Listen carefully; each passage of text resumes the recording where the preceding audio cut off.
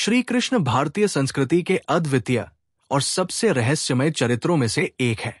वे न केवल एक देवता के रूप में पूजे जाते हैं, बल्कि एक बालक, मित्र, प्रेमी, राजनयिक, योद्धा और योगी के रूप में भी उनकी छवि अद्वितीय है।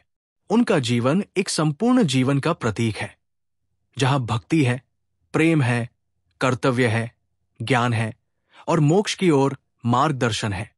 श्री कृष्ण का जन्म मथुरा में हुआ, एक ऐसे समय में जब धरती पर अधर्म चरम पर था। कंस जैसा अत्याचारी राजा मथुरा पर शासन कर रहा था और उसने धरती को आतंक से भर दिया था। भगवान विष्णु ने वादा किया था कि जब जब धरती पर अधर्म बढ़ेगा, तब तब वे अवतार लेंगे और धर्म की स्थापना करेंगे। इसी उद्देश्य से श्री कृष्ण का अवतरण हुआ।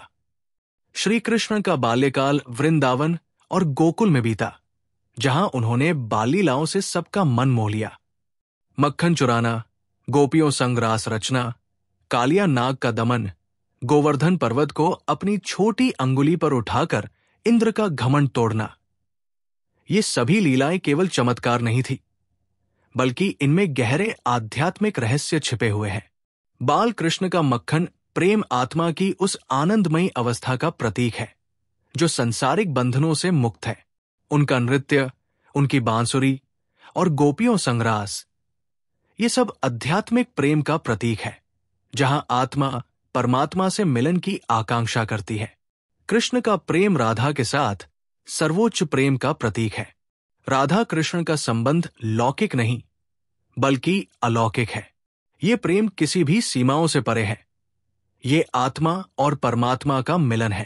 राधा को कृष्ण से अलग नहीं किया जा सकता, क्योंकि राधा वो भावना है जो कृष्ण को अनुभव करती है। उनका प्रेम किसी बंधन में नहीं बंधा, इसलिए वो शुद्ध, निस्वार्थ और शाश्वत माना गया है। श्री कृष्ण का जीवन केवल प्रेम और लीलाओं तक सीमित नहीं है। उन्होंने कर्म और धर्म का गूढ़ ज्ञान भी मानवता को दिया। महाभारत के युद्ध के समय अर्जुन जब अपने कर्तव्यों को लेकर भ्रमित हुआ, तब श्री कृष्ण ने उसे गीता का उपदेश दिया। भगवद गीता, जो श्री कृष्ण के मुख से निकली, केवल एक धार्मिक ग्रंथ नहीं है, बल्कि ये जीवन जीने की सर्वोच्च कला है। इसमें बताया गया है कि व्यक्ति को अपने कर्तव्य का पालन निष्ठा से करना चाहिए, फल की चिंता किए बिना। उन्होंने कर्मयोग, ज्ञानयोग और भक्तियों के माध्यम से मनुष्य को अपने जीवन के विभिन्न मार्गों पर चलने की प्रेरणा दी। गीता का वो श्लोक, कर्मण्येवाधिकारस्ते मा फलेषु कदाचन, आज भी करोड़ों लोगों को प्रेरणा देता है। श्री कृष्ण ने यह स्पष्ट किया कि जीवन में कर्म करना ही प्रधान है। फल की इच्छा करने से व्यक्ति मोह और बंधनों में फंस जाता है। उनका उद्देश्य मनुष्य को मुक्त करना था, केवल शारीरिक रूप से नहीं, बल्कि मानसिक और आत्मिक रूप से भी। कृष्ण की कूटनीति, उनका व्यावहारिक ज्ञान, उनका निर्णय लेने की क्षमता, उनका हास्य, उनकी सरलता और साथ ही गंभीरता, ये सब उन्हें पूर्ण पुरुषोत्तम बनाते हैं। उन्होंने धर्म को केवल पूजा तक सीमित नहीं रखा, बल्कि उसे जीवन के हर क्षेत्र में लागू किया।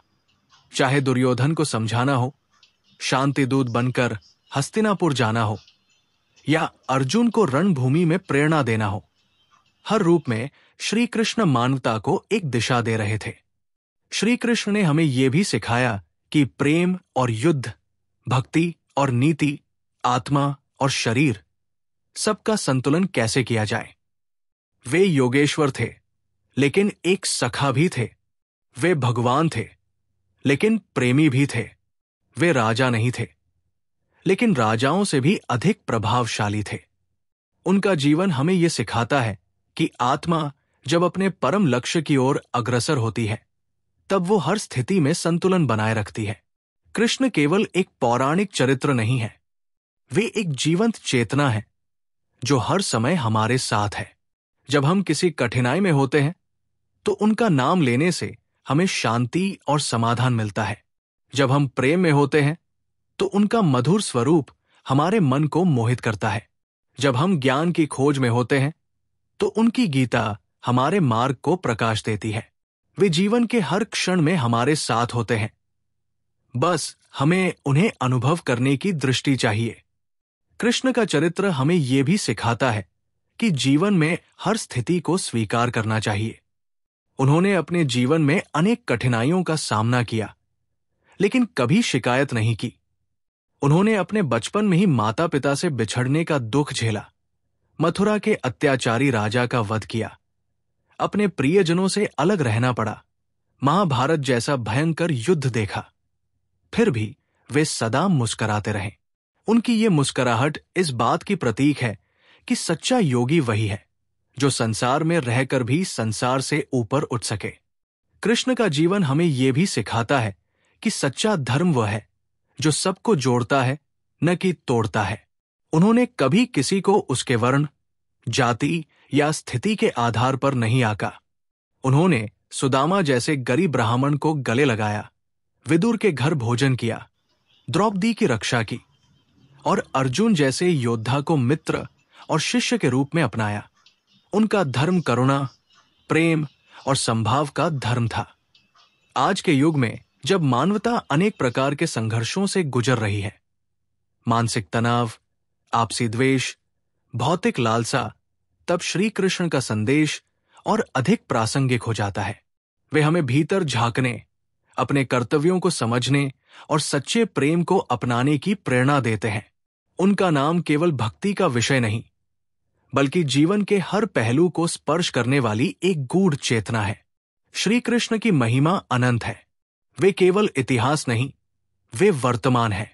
वे केवल कथा नहीं, वे अनुभूति है। वे केवल भगवान नहीं, वे हमारे भीतर की दिव्यता है। जब हम उनका स्मरण करते हैं तो हमारे भीतर एक नई ऊर्जा का संचार होता है। वे हमें सिखाते हैं कि कैसे जीवन को एक उत्सव की तरह जिया जाए, चाहे परिस्थितियां कैसी भी हों। उनका बांसुरी वादन केवल एक संगीत नहीं है, वो आत्मा की पुकार है। उनका नृत्य केवल लय नहीं है, वो ब्रह्मांड की गति का प्रतीक है। उनका प्रेम केवल भावना नहीं है, वो मुक्ति का मार्ग है। श्री कृष्ण संपूर्णता का प्रतीक है। उन्हें समझने के लिए केवल ग्रंथ पढ़ना पर्याप्त नहीं, उन्हें हृदय से अनुभव करना होता है। जो व्यक्ति श्री कृष्ण को सच्चे हृदय से पुकारता है, वो कभी अकेला नहीं होता। उनका जीवन हमें यह सिखाता है कि प्रेम ही अंतिम सत्य है और सच्चा ज्ञान वही है जो आत्मा को परमात्मा से जोड़ दे। जब तक संसार रहेगा, कृष्ण की लीला चलती रहेगी, क्योंकि वे समय से परे हैं, अनंत, अविनाशी और सर्वव्यापक।